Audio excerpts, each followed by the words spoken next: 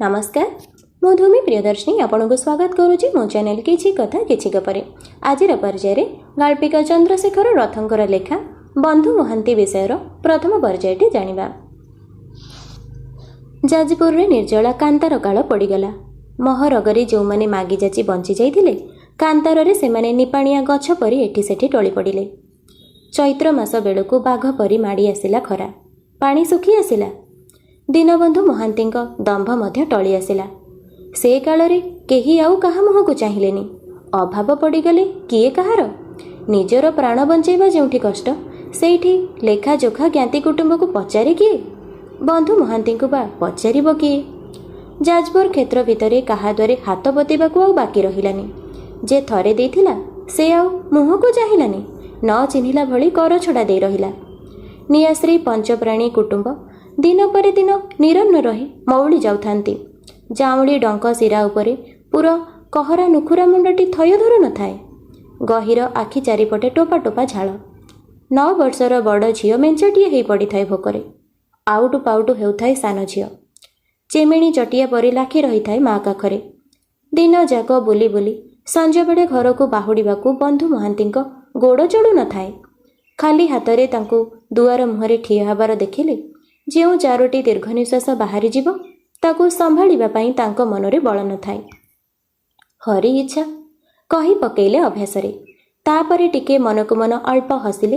एई कोन हरिंको इच्छा, तांको आश्रय करी भोकरे सुखी सुखी मरीजीव गोटे दरिद्र परिवार, अथच दुखी जन बांधव बोली तांको डेंगुर बिटा चलिथिब। मारिबाकू तारिबाकू जे समर्थ से कोन एडे निर्दय हबा विधि। अभिमानरे तांको मुह फण फण हेइगला। से तलकू मुह पोती आसी दुआर पाखरे ठिया हेले। सबु नीरव।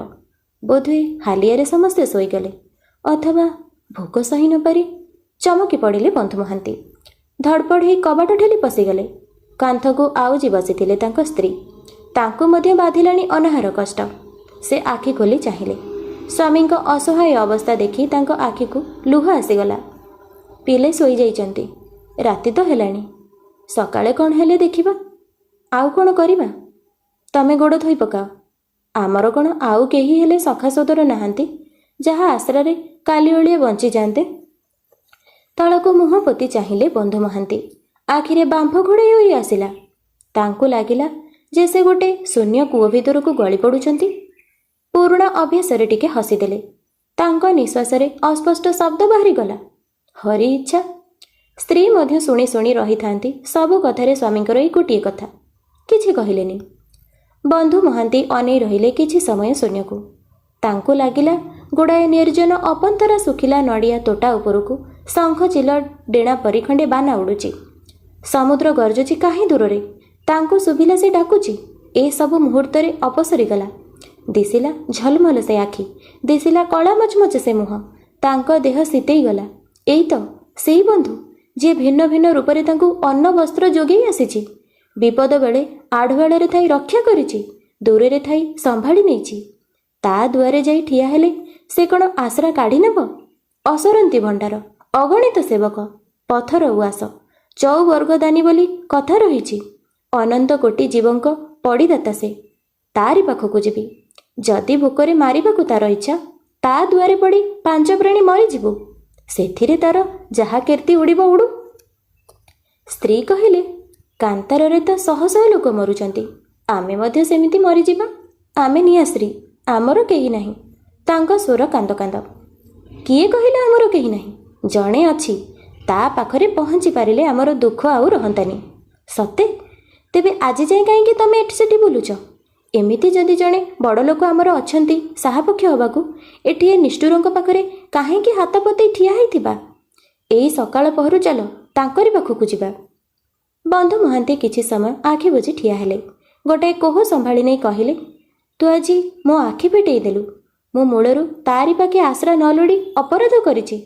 एठी सेठी धंदी हेइछि। मो आयतरे संसार संभाळी को हुब करिछि। आजे जानी भाग्य फिटिगला। तोरी कथारे मनरू द्विधा चलीगला। आमे समस्ते राति पाहिले बाहरी पड़िबा। दूर बाट मो सान पुओ को कांधेबी, तू काखेइबु सान झिओ। कुनिया टिके बळ पाइगले चली जाई परिबो। जिबा तो स्थिर हैला जिबा। ओहो, आज जाए मु अंध ही बोलुथिली। ତୁ ନିଜେ ଯାଇ ଦେଖିଲେ ଜାଣିବୁ କେଡ଼େ ବିସ୍ତାର ତାର ଦୟା, କେଡ଼େ ବଡ଼ପଣ, କେଡ଼େ ପ୍ରଭୁପଣ ମୋ ବନ୍ଧୁର। ବନ୍ଧୁ ମହାନ୍ତିଙ୍କ ମୁହଁଟି ଶୀର୍ଣ୍ଣ, ଥୋଡ଼ ଉପରେ କାଳିଆ ବସର କିଛି ରୂଢ଼, ଗାଲ ଯୋଡ଼ିକ ଶୁଖିଲା ଟାକୁଆ, ହେଲେ ଆଖିରେ ଭୟ ନାହିଁ, ଚାହାଣୀରେ ଅସହାୟତା ନାହିଁ। ଚିରା ଦୋସଡ଼ାଟିକୁ କାନ୍ଧରୁ ଖସେଇ ଅଣ୍ଟାରେ ବାନ୍ଧିଦେଲେ। ପଞ୍ଜରା ହାତଗୁଡ଼ିକ ୟା ଭିତରେ ଆହୁରି ପ୍ରାଞ୍ଜଳ ହେଇ ଦିଶିଲେଣି। ହେଲେ ବୋଝଟେ ଓହ୍ଲେଇ ଯାଇଛି। ଓଃ, ଏତେ କାଳେ ଜଗବନ୍ଧୁ ଘରକୁ ସେ ବନ୍ଧୁପଣେ ଯିବେ? ପରମାଶ୍ରୟରେ ଯାଇ ଠିଆ ହେବେ ପିଲା କୁଟୁମ୍ବକୁ ନେଇ। ରାତି ପାହିଲେ ଯାତ୍ରା। ସଜବାଜ ନହେଲେ ଆଉ ବେଳ ନାହିଁ। ବନ୍ଧୁ ମହାନ୍ତିଙ୍କ ମନ ଉତଲା ଧରିଛି। ସେ ଆଉ ସମ୍ଭାଳି ପାରୁନାହାନ୍ତି, ଥୟ ଧରି ପାରୁନାହାନ୍ତି। ଚାଲ ଉଠ, ବନ୍ଧାଛନ୍ଦା କରି ପକେଇବା, ଆଉ ବେଳ ନାହିଁ। ସ୍ୱାମୀଙ୍କ ଅବୁଝା କଥାରେ ସ୍ତ୍ରୀ ଟିକେ ହସିଲେ। କ'ଣ ବନ୍ଧାଛନ୍ଦା ହବ? କ'ଣ ଅଛି ବାନ୍ଧିବାକୁ? କାଲି ବାହାରିଲା ବେଳକୁ କନାବଟା ଦିଖଣ୍ଡ ଗୁଡ଼େଇ ଦେଲେ ହେଲା। ପିଲାଙ୍କ ପେଟରେ କ'ଣ ଟିକେ ଦାନା ପଡ଼ିଯାଆନ୍ତା କି? ତେଣିକି ଆଉ ଚିନ୍ତା ନାହିଁ। ସତେ ତ, ଭୋକିଲା ପିଲାଙ୍କୁ ନେଇ କେମିତି ଏତେ ବାଟ ସେ ଯିବେ? 750 କୋଶ ଭଳି କଥା। ଆହେ ହରି! ଗୋଟେ ନୀରବ ଦୀର୍ଘଶ୍ୱାସ କେବଳ ଶୁଭିଲା। ବନ୍ଧୁ ମହାନ୍ତି ନିଶ୍ଚଳ ହେଇ ମୁଣ୍ଡରେ ହାତ ଦେଇ ବସିଗଲେ। ଏତିକି ବେଳେ ଦୁଆରେ ଜଣେ କିଏ କାଶିଲା ପରି ଶୁଭିଲା। ଉଭୟ ଚମକି ପଡ଼ିଲେ। କିଏ ଆସିଲା ଏତେ ରାତିରେ? ଅନ୍ନ କାଙ୍ଗଳ କେତେ ବୁଲୁଛନ୍ତି ପ୍ରାଣ ବିକଳରେ। ମଣିଷକୁ ମାରି ଖାଇବା ଜିନିଷ ଛଡ଼େଇ ନେଉଛନ୍ତି। ଆସୁ, କ'ଣ ଅଛି ଯେ ନେବ? ନାଇଁ, ଯଦି ଖାଲି ମାରିଦେବ? ଦୋ, ଆମେ ଆଉ କେଉଁ ବଞ୍ଚିଛୁ ଯେ, ଭାବିଲେ ବନ୍ଧୁ ମହାନ୍ତି। ମନରେ ଏତେ ଟିକେ ବୋଲି ଦକ ନାହିଁ। କିଏ? ମୁଁ ପରିଛଙ୍କ ଘରୁ ଆସିଛି। କବାଟ ଫିଟାଅ। ତୁମକୁ ସେଠି ଖୋଜା ପଡ଼ିଛି, ତୁମେ କେତେବେଳେ ପଳେଇ ଆସିଲୁଣି। ଧଡ଼ପଡ଼ ହେଇ କବାଟ ଫିଟେଇଲେ ବନ୍ଧୁ ମହାନ୍ତି। ହେଇ ରଖ ଦିଅଡ଼ା ଛତୁଆ। ଛତ୍ରରୁ ତୁମ ପାଇଁ ମଗେଇଲା ବେଳକୁ ତୁମର ଆଉ ଦେଖା ନାହିଁ। ରଖ ରଖ ରଖିବଟି, ମୁଁ ଯାଏ ମୋର କେତେଣେ କାମ। ସାଆନ୍ତାଣୀଙ୍କ କଟାଳ ତୁମ ଘରେ ନେଇ ଦେଇ ଆସିବାକୁ। ଏଥିରେ ଖଣ୍ଡେ ନବାତ ପକାଇ ଦେଇଛନ୍ତି ନିଜ ହାତରେ। ମା ସାଆନ୍ତାଣୀ ସ୍ୱୟଂ ଅନ୍ନପୂର୍ଣ୍ଣା ପରା।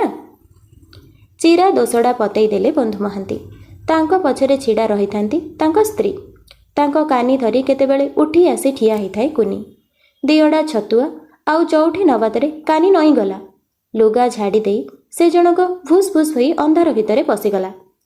ବନ୍ଧୁ ମହାନ୍ତି ସ୍ତ୍ରୀଙ୍କ ହାତକୁ ବଢ଼େଇ ଦେଇ ସେମିତି ଦୁଆର ମୁହଁରେ ଅନ୍ଧାରକୁ ଚାହିଁ ଠିଆ ହେଇ ରହିଥାନ୍ତି। କୋହରେ ନିଶ୍ୱାସ ରୁନ୍ଧି ହେଇ ଯାଉଥାଏ। ଗୋଟିଏ ଓଳି ପରୀକ୍ଷା ଘର ଦୁଆରେ ନିଷ୍ଫଳ ଠିଆ ହେଇ ସେ ପରା ଫେରିଥିଲେ। ଏଇ ଲୋକଟା ପରା ତାଙ୍କୁ ଘଉଡ଼ି ଦେଇଥିଲା। ତେବେ ସେ ଆଉ ଭାବି ପାରିଲେନି। ଘର ଭିତରକୁ ପଶିଯାଇ ଦେଖିଲେ ଖଣ୍ଡିଏ ମାତ୍ର ପିତ୍ତଳର ପତୁରୀ ଥାଳିରେ ଛତୁଆ ବତୁରେଇ ପାଣି ଢାଳୁଛନ୍ତି ସ୍ତ୍ରୀ। ପିଲାଗୁଡ଼ିକ କେତେବେଳେ ଉଠି ଘେରି ବସିଛନ୍ତି ସେ ଥାଳିକୁ। ଆସ, ହାତ ଧୋଇ ତୁମେ ଆଗେ ଖାଇଦିଅ, ସେଇଠୁ ଆମେ ଖାଇବୁ। ନାଇଁ ନାଇଁ, ଇଏ ପରା ମହାପ୍ରସାଦ। ଚାଲ ସମସ୍ତେ ଏକାଠି ଖାଇବା। ପାହାନ୍ତିଆରୁ ସମସ୍ତଙ୍କର ନିଦ ଭାଙ୍ଗିଗଲା। କେତେ ଦିନ ପରେ ସାନ ପୁଅ ପୁଣି ଗୋଟିଏ ଗୋଟିଏ ଚାଲିବାର ଦେଖି ବନ୍ଧୁ ମହାନ୍ତି ତାକୁ କୋଳ ଉପରକୁ ଗୋଟେଇ ନେଲେ। ଝିଅ ଯୋଡ଼ିକ ମଧ୍ୟ କେଡ଼େ ଚଞ୍ଚଳିଆ ଜଣା ଯାଉଥାନ୍ତି।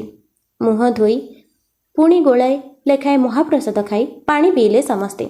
ପିଲାଙ୍କୁ ମହାପ୍ରସାଦ ବୋଲି କହିବାକୁ ସୁଖ ଲାଗୁଥାଏ। ସ୍ତ୍ରୀ ମଧ୍ୟ ତାଙ୍କ ଢଙ୍ଗରେ ଛତୁଆକୁ ମହାପ୍ରସାଦ ବୋଲି ଭାବୁଥାନ୍ତି। କାକର ସମୟ। ବନ୍ଧୁ ମହାନ୍ତି ପରିବାର ଯାଜପୁର ଛାଡ଼ି ବାହାରିଲେ।